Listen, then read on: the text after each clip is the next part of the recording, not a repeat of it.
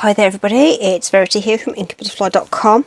Thank you very much for joining me again today. So as it's Sunday, this is my Inspire.Create design team card that I'm doing today. So we've got a sketch challenge for you for challenge 95. So the sketch looks like this, sort of sideways, with a short panel, a long panel and a circle. So in true style, I've sort of flipped it round because I do prefer a portrait layout to my cards, and I've brought out the Pansy Patch stamp set for my sentiment, and the coordinating designer series paper, which is called Pansy Garden. And in there we've got this wonderful multicoloured paper, and we've got some wonderful ginghams to match. Okay, so this one is the soft succulent, this one's pale papaya, and I've brought in the coordinating mesh ribbon in those in colours they are. Okay, so we're going to replicate the card, and we've got one more of those papers in a gingham, which is actually the fresh freesia. So we're going to do the same card but using some fresh freesia accents on that one. Okay, so I'm just going to put those over there so that I have got them. So the bits and pieces I've got then is a plain basic white card base, so that's ready for everything to go on top. I'm going to lay my designer series paper onto a card layer. This is my 4 by 5 3/4 inch card layers, so they're going to be adhered onto there, just to make sure I get all the spacing right. So the strips of designer series paper are both 4 inches across to match. This is 2 inches high, and this is 3.5 inches wide. Okay, and there will be a bit of a gap in the middle, which is where we're going to put our coordinating fresh freesia ribbon. Okay, isn't that a gorgeous colour? Oh, it's so beautiful. Okay, so that's going to go across there. Really nice and straightforward.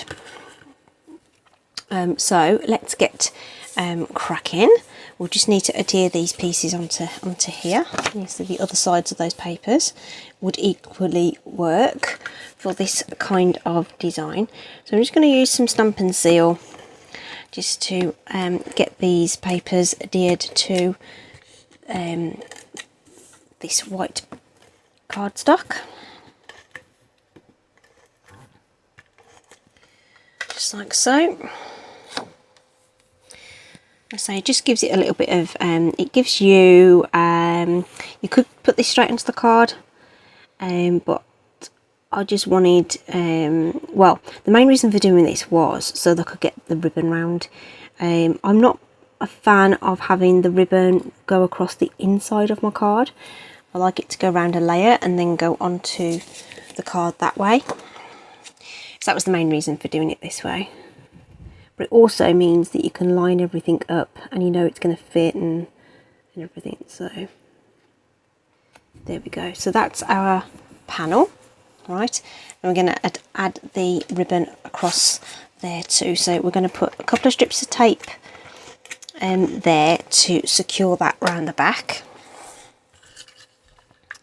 And here's our ribbon. So we only want that just enough to wrap round, and then I want another length to tie my knot on the front. So that's the fresh freesia coordinating open mesh ribbon.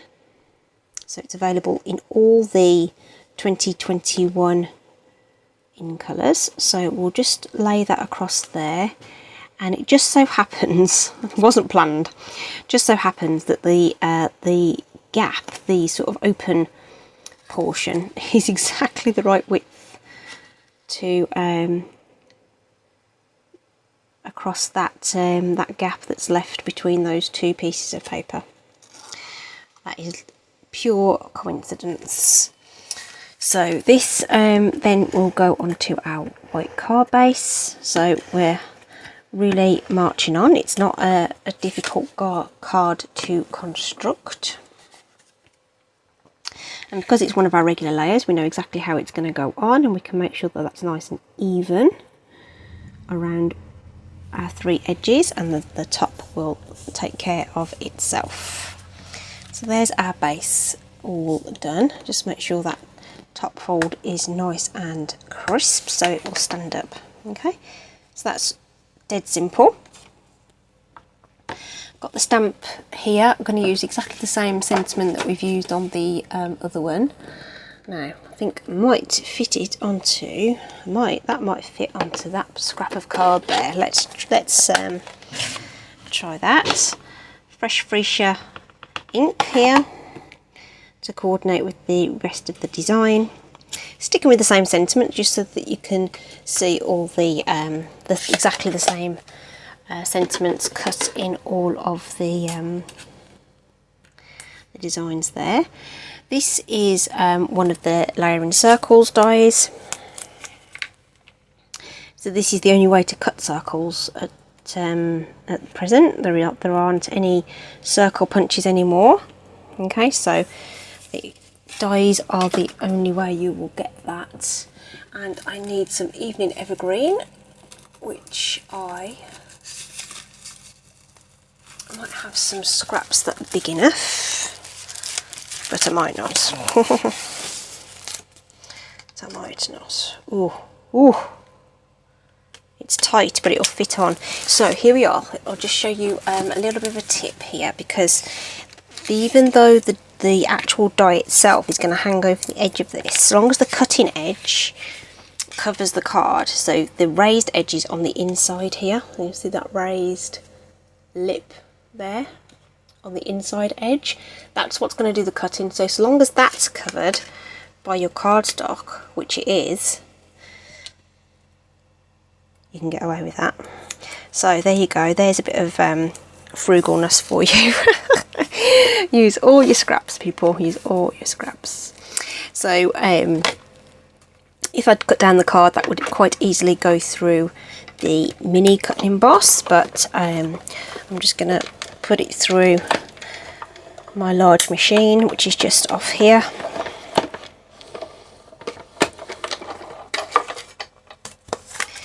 Sentiment and our little tiny piece. So when I pull this away, we should find that we have actually cut an entire piece, and you can tell by the negative that you've caught it all. So just peel that away really slowly, carefully. Right, damage your cardstock. There we are. And then here's our sentiment. So that tape's just stuck to the front of that, so we'll just get that off. It's fine.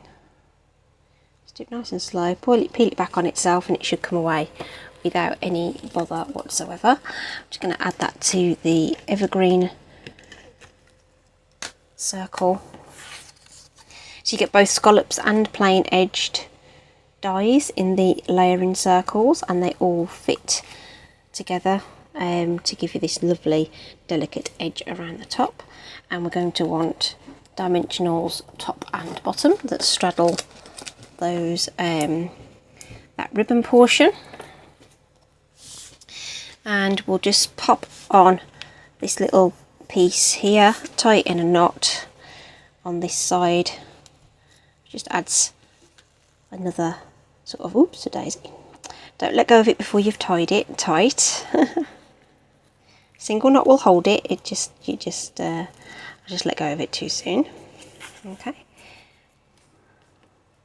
And then I just grab some scissors and we'll just cut that at an angle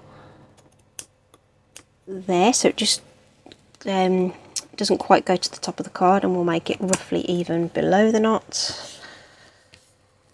Okay. And then we just add our sentiment over the top there. And the last thing is just a little bit of bling. So we have some gems in the in colours. So what have we got here? Fresh Freesia. So these are these ones. So remember that you want to use your rule of, well, I say rule of threes, odd numbers. Threes is generally a good starting point, but I am feeling extravagant and we're going for 5 on these designs today. So the paper is quite busy, so they aren't immediately apparent, but they're a really nice touch, and in real life the recipient will see those, and it just adds a lovely bit of texture and sparkle, and just something else for them to look at when they receive their card and take it out of their envelope, and they just catch that there's some twinklies in there too. Alright, how cool are they? I'm really pleased with how these have turned out actually. The Fresh Freesia I think is my favourite colour. Anyway, although Pale Papaya is not far off. Not far off. Okay, so there you go. Hope you've enjoyed that. Really quick, easy, simple sketch to do. In the description there's going to be a link to the Inspire.Create.Challenge that you can participate in, so you can view all the other design team inspiration cards. There'll be some great ones there, I have no doubt. And you will also see that there's a link there so you can add your own creation to the gallery. Okay, hope you give it a go. I'd love to see what you make. As always, if you've enjoyed this video, could you like and subscribe? Products I've used today are listed in the description. Thanks ever so much everybody. Stay safe out there. Bye.